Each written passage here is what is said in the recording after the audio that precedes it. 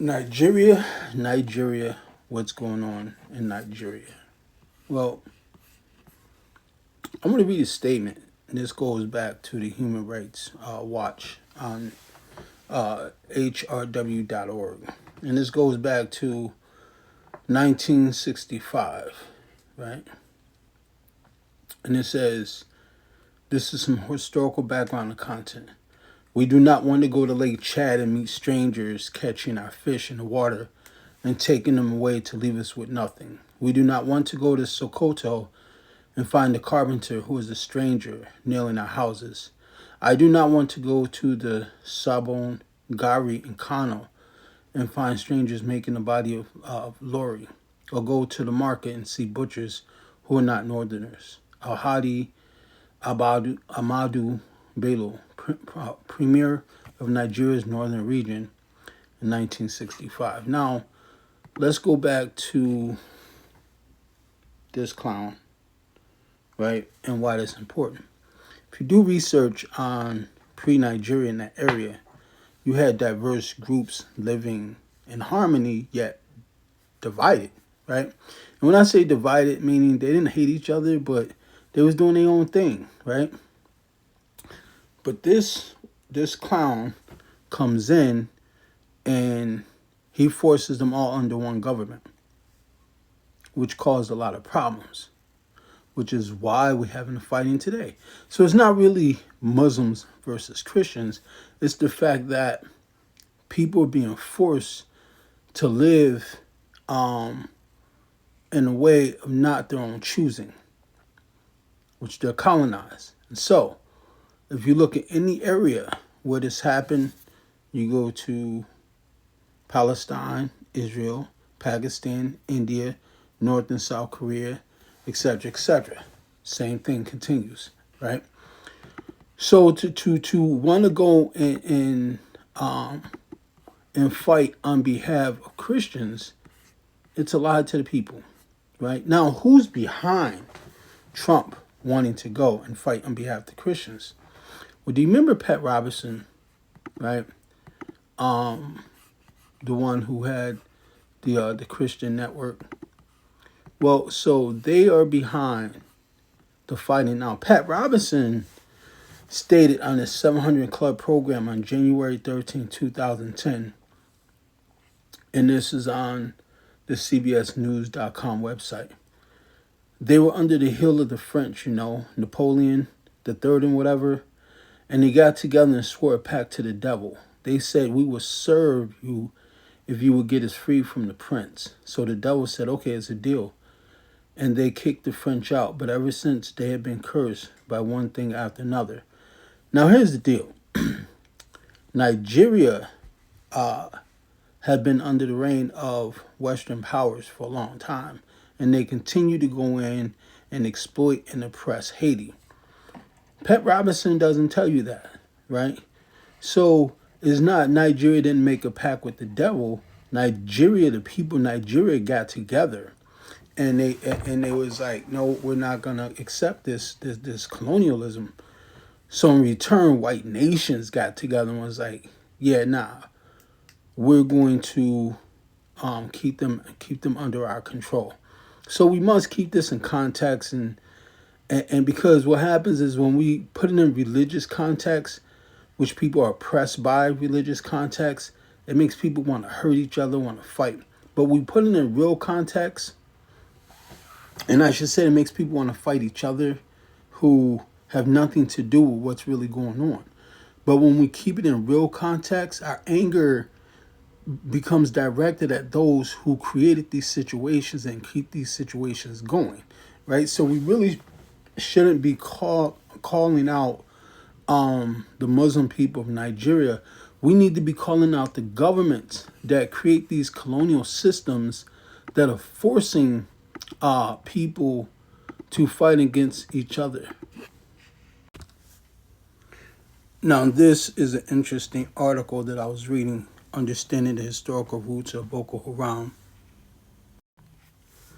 Now, it's important because when you look at the history of Nigeria and how the governments were split up, and Britain went in. So read the history of the British rule in Nigeria and how they believed in indirect rule, where like native ruling, where they allowed the native rulers to rule the country, right? So in the north you had Islamic rule, and in the south you had Christian rule, right?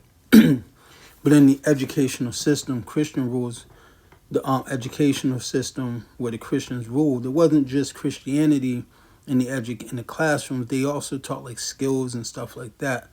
Where, according to the story, in northern Nigeria, there was taught mostly like Islamic education teachings of Islam without skills based training and stuff like that. I'm gonna do more deep dive in that. But so come to 1976 when Christian President Southern Olusegun Obasanjo introduced nationally the Universal Primary Education Project, which said it led to a failure because the northern part of Nigeria wasn't accepting it because it was Christian based, right? And so up north there was the military administration of Ibrahim Babangida, a northern Muslim, introduced nomadic education in 1989, which, in this article says it was a failure, like big time. And so what happened was that it began a collapse of the Nigerian government. People started warring together. You got Boko Haram, which in this article states it means Western education is forbidden. So the whole thing about this whole thing started with Europeans colonizing Nigeria, right? So the question is what's happening today really Muslim versus Christian, or is it about resources? Is it about wanting self-rule?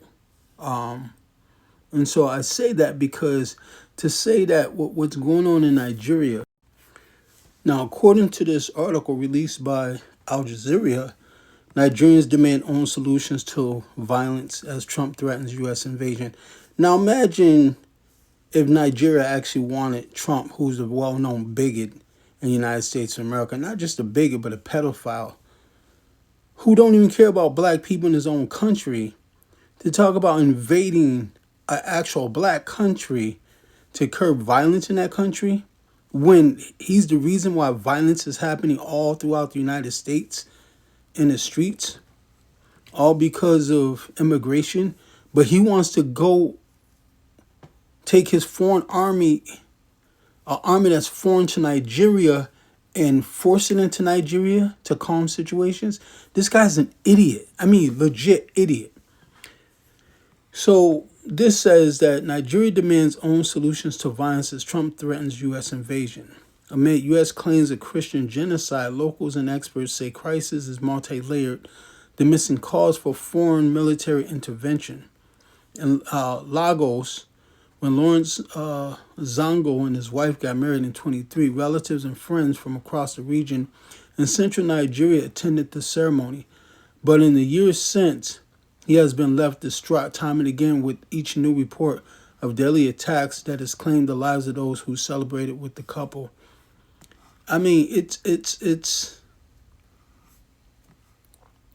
devastating. If you read down, it talks about Muslims being killed in the attacks. There are Muslims and other Fulanis who have been affected. I remember when they killed some Fulani leaders. This is a multi-layered issue. It's not just Muslim versus Christian.